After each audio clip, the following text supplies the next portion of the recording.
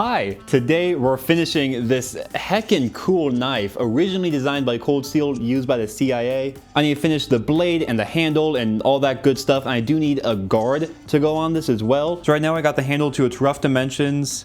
Pretty close. I still need to shorten the handle a little bit. It's a little long. But right now, it's bevel time. These bevels are at, or this one bevel is at 36 grit. I need to go to 80 and then 120, and I'll just leave it there. This main edge is hollow ground to keep the spine super thick, to give that as much strength as possible. And this section is going to be flat ground. And that's just to give the tip as much support as possible. And that makes this a really cool grind. This is what Cold Steel did on their knives originally. And I really like it. Usually not a big fan of Tontos or hollow grinds, but it actually works really well on this.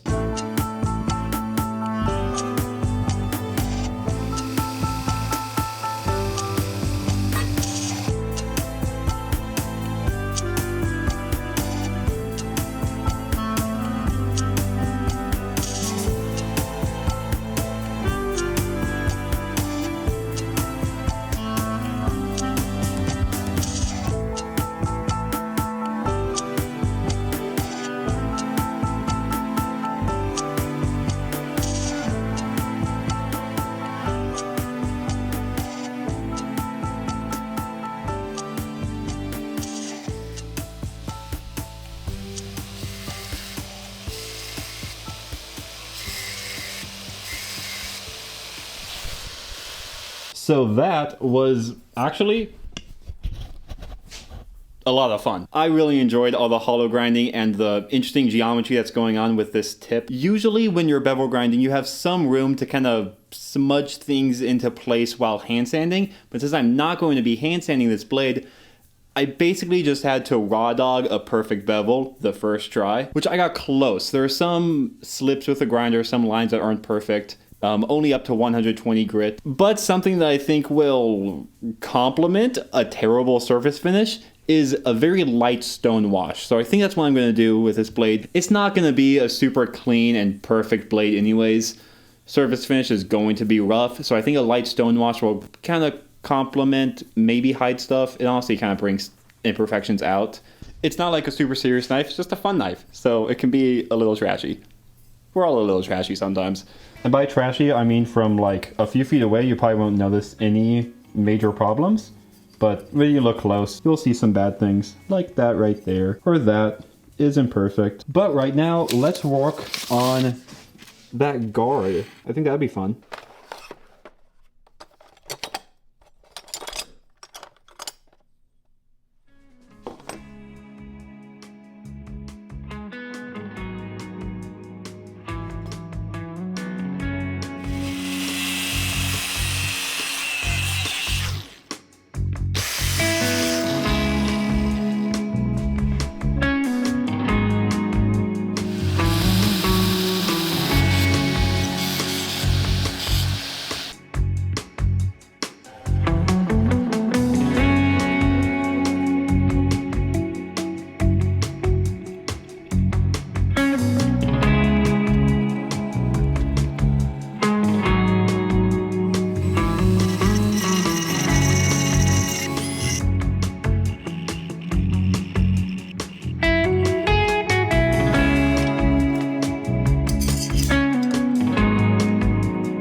Now it's time to heat treat this. I'm going to use high heat spray paint to protect it from oxygen, and then quench. So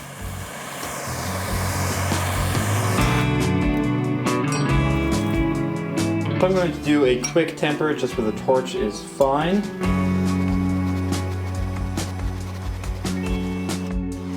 Pretty good. I'll do it one more time.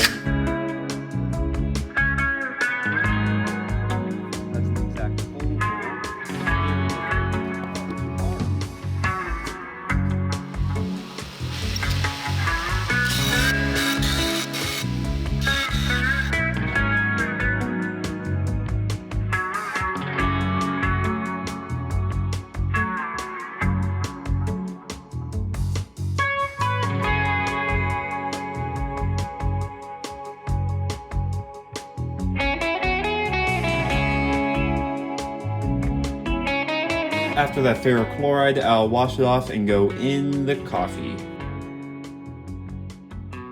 So I want to line up the sides of this handle with the edges of this blade. Get these lines to line straight up. You can see it's a little big right now. I think a good way to lay this out will be the granite surface plate. If I just put this, because the spine is completely straight. So I'll just have this height gauge flattened out, completely flat with the plate. I don't think that's right. Maybe this wasn't zeroed exactly right. Should it be pushing it down gently? I don't know, what do you think I am? A machinist? Holding the blade like this. Holding the blade like this. And giving myself a line. Yeah, I think that works. Looks like it lines up really well, like visually. And then for the top, I think I'll just put this thing right on that ricasso. And I can do the same thing.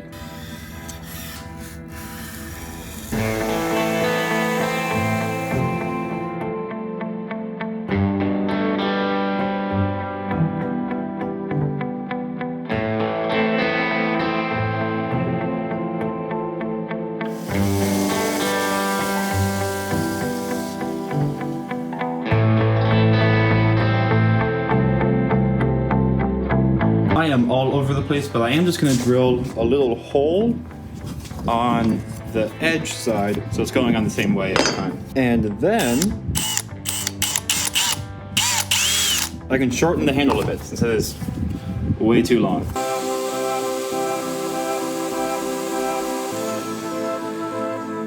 I just really hope I didn't cut into the hole that I drilled. I'm really nervous. I don't think I hit it, but this could be really bad.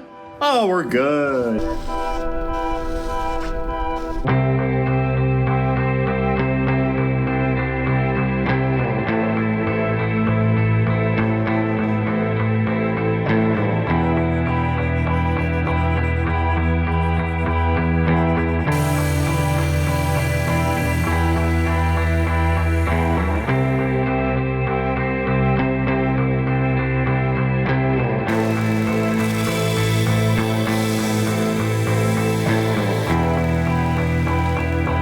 And then for my next trick, I'm gonna do a border around the, like, boxing in this entire face, and then stipple all on the inside with a Dremel bit.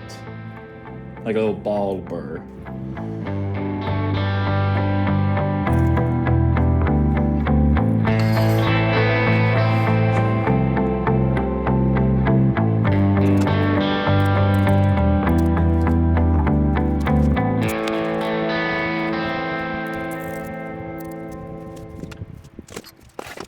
Okay, here's the deal. This plastic is just way too soft. Trying to file this is like filing Play-Doh. It doesn't take a finish well, and this design is just kind of silly. I really just don't like this. HDPE was not a good choice of plastic to make a knife handle out of. So what I think I'll do is just use this piece. It's from Woodcraft. It's like an acrylic with a bunch of like fabric going through it. When it's polished up, I think it looks really snazzy. So it is 4 o'clock and I want to get this done today. So I'm gonna get gaming.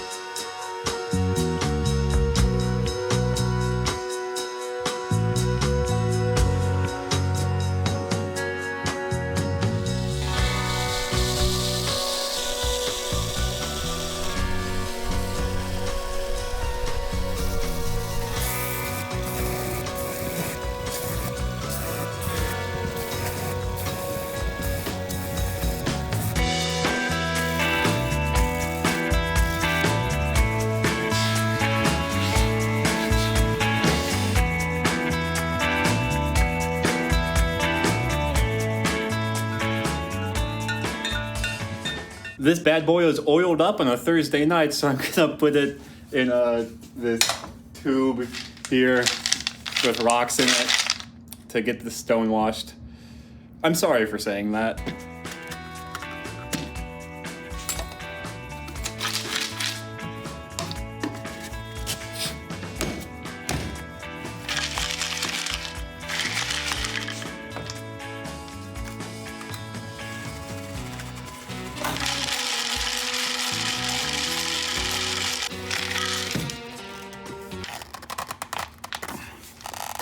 That's always the most difficult part.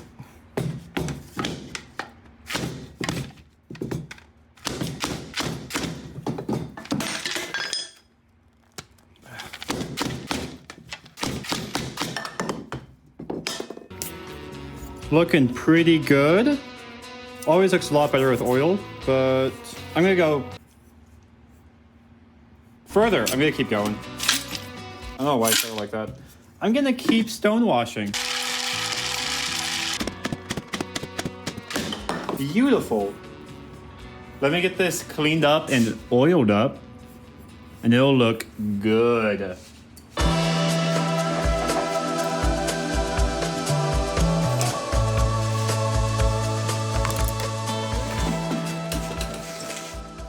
So I'm gonna do a little bit of voiceover for this glue up because it was an experience.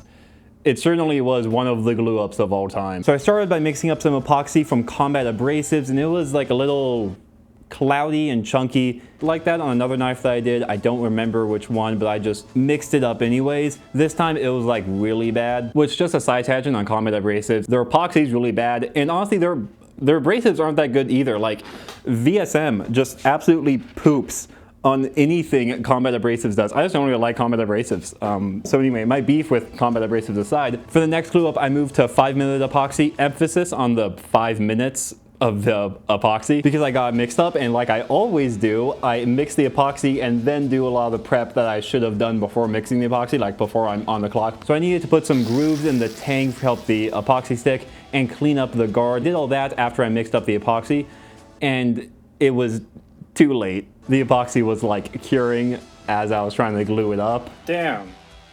So from now on, I'll make more of an effort to get everything ready before I mix up the epoxy. Yeah, I've just never done it, to be honest.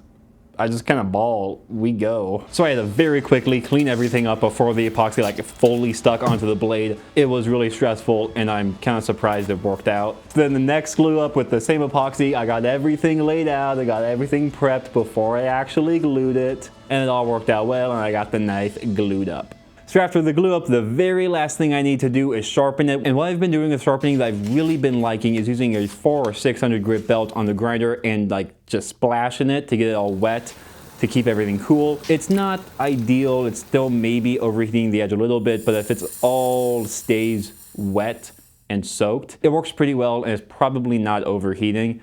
But like any like super serious knife, I don't use a grinder. I do everything by hand for sharpening. After I get that secondary bevel established with the grinder, I move to a 1500 grit whetstone. It's like a fancy whetstone. I don't remember what it is. It's like designed to just be able to splash water on it and start sharpening. You don't have to like let it soak for a while, which I think is really convenient for just getting like a quick sharpen on a chef knife or something. It's really convenient for me, and I think a 1500 grit is removing enough material while still having a high enough grit where it gets really sharp. And especially after a leather strop with a 1 micron diamond paste, diamond polish, 1 micron diamond something on the leather strop, and that gets it really dang sharp with just those two things. So I can get some pretty shots of it now, and wow, look at that, so fancy, incredible. Look at those absolutely beautiful shots. Oh, that one's really beautiful too. I can't pick a favorite. They are all so great. Please compliment them. Anyway, that's it. I hope you have a safe drive home. Bye.